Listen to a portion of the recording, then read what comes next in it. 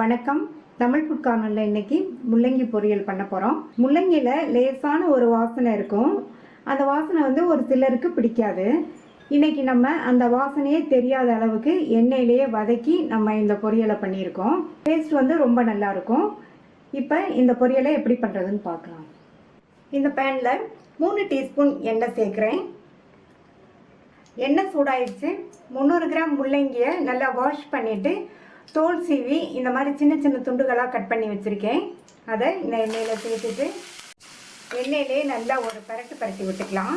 நம்ம இந்த பொரியலுக்கு ஃபஸ்ட்டு முள்ளங்கியை நல்லா வதக்கிட்டு அதுக்கப்புறமா நம்ம வெங்காயம், பச்சை மிளகாலாம் இதெல்லாம் சேர்த்து பொரியல் பண்ண போகிறோம்.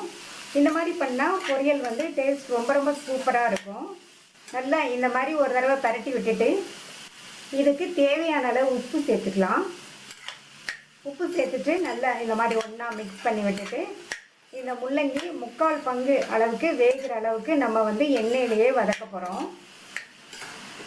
இந்த முள்ளங்கி வதங்கிறதுக்கு நம்ம தண்ணி எதுவும் தெளிக்க வேண்டியதில்லை. முள்ளங்கி நீர்ச்சத்துள்ள காய்ங்கிறதுனால அதுலேருந்து வெளிவர தண்ணியிலேயே முள்ளங்கி நல்லா வெந்துடும். இப்போ மூடி போட்டு ஸ்டவ்வை மீடியம் ஃப்ளேமில் வச்சுருங்க. முள்ளங்கி எண்ணெயிலேயே வதங்கி 3/4 பங்கு அளவுக்கு வெந்து வரட்டும். இடையெல்லாம் அப்பப்போ ஓப்பன் பண்ணி பார்த்து வதக்கி விட்டுக்கோங்க. இப்போ திறந்து பார்க்கலாம்.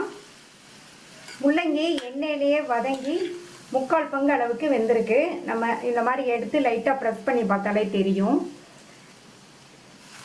இந்த மாதிரி ஃபஸ்ட்டே நம்ம முள்ளங்கியை எண்ணெயிலேயே வதக்கிட்டு அதுக்கப்புறமா பொரியல் பண்ணோம்னா அந்த முள்ளங்கிக்குன்னு ஒரு வாசனை இருக்கும் இல்லையா, அந்த வாசனை தெரியாமல் பொரியல் ரொம்ப சூப்பராக இருக்கும். இப்போ இந்த காயை தனியாக ஒரு பிளேட்டுக்கு மாற்றி வச்சிடலாம். மறுபடியும் அதே கடாயிலே 2 டீஸ்பூன் எண்ணெய் சேர்க்குறேன். எண்ணெய் சூடாயிடுச்சு. அதில் 1/2 டீஸ்பூன் கடுகு பொரிச்சதும் அதில் 2 டீஸ்பூன் கடலைப்பருப்பும் 1 டீஸ்பூன் உளுந்தம்பருப்பும் சேர்த்துட்டு இந்த பருப்பு ரெண்டும் நல்லா பொன்னிறமாக வர வரைக்கும் இந்த மாதிரி வறுத்துக்கலாம். இந்த மாதிரி இந்த பொரியலுக்கு பருப்பு அதிகமாக சேர்த்தோம்னா பொரியல் சாப்பிடும்போது இந்த பருப்பு கடிபடும் போது டேஸ்ட் ரொம்ப சூப்பராக இருக்கும். பருப்பெல்லாம் நல்லா பொன்னிறமாக வறுபட்டுச்சு. அடுத்து இது கூட கறிவேப்பிலை, அடுத்து 2 டேபிள் ஸ்பூன் பொடியாக கட் பண்ண வெங்காயம், கூடவே 2 பூண்டையும் இந்த மாதிரி பொடியாக கட் பண்ணி சேர்த்துக்கங்க. இப்போ இந்த வெங்காயத்தை லைட்டாக அதனுடைய கலர் மாறுற அளவுக்கு வதக்கினா போதும். இப்போ வெங்காயத்தோட கலர் லைட்டாக மாறிடுச்சு. இது கூட 3 பச்சை மிளகாவை பொடியாக கட் பண்ணி சேர்த்துக்கிறேன். மிளகாய் உங்கள் காரத்துக்கு தகுந்தபடி சேர்த்துக்கங்க.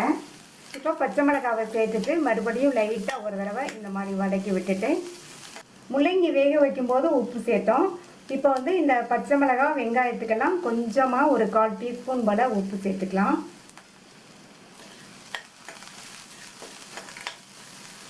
உப்பு சேர்த்துட்டு லைட்டாக இந்த மாதிரி மிக்ஸ் பண்ணி விட்டுட்டு அடுத்து நம்ம வதக்கி வச்ச இந்த முள்ளங்கியை சேர்த்துக்கலாம். முள்ளங்கியை சேர்த்துட்டு நல்லா இந்த மாதிரி பரட்டி கொடுத்துருக்கேன். இந்த மாதிரி பரட்டி விட்டதுக்கப்புறமா ஒரு 2 நிமிஷம் மட்டும் இருக்கட்டும். ஏற்கனவே முள்ளங்கி 3/4 பங்கு அளவுக்கு வெந்திருக்கு. 2 நிமிஷம் இருந்ததுன்னா நல்லா ஃபுல்லாகவே வெந்துடும். 2 நிமிஷமாச்சு. முள்ளங்கி நல்லா சாஃப்டாக வெந்துருச்சு. இதில் 1/2 டீஸ்பூன் சீரகத்தை நல்லா இந்த மாதிரி உள்ளங்கையில் வச்சு கசக்கி சேர்த்துக்கங்க. நல்லா வாசனையாக இருக்கும். அடுத்து இது கூட 2 டேபிள் ஸ்பூன் தேங்காய் துருவல் சேர்க்குறேன். தேங்காய் துருவல் சேர்த்துட்டு நல்லா ஒரு தடவை மிக்ஸ் பண்ணி விட்டுறலாம். இப்போ நம்மளுடைய முள்ளங்கி பொரியல் ரெடி ஆயிடுச்சு. கடைசியாக பொடியாக கட் பண்ண கொத்தமல்லி இலைகளை தூவி விட்டுக்கலாம். ஸ்டவ் ஆஃப் பண்ணிடலாம். நம்மளுடைய டேஸ்டான முள்ளங்கி பொரியல் சூப்பராக ரெடி ஆயிடுச்சு. இந்த பொரியலை ரொம்ப ஈஸியாக வேகமாக 10 நிமிஷத்தில் செஞ்சிடலாம். இது எல்லா வகை குழம்பு சாதத்துக்கும் சைட் டிஷ்ஷாக வச்சு சாப்பிட்றதுக்கு காம்பினேஷனாக இருக்கும்.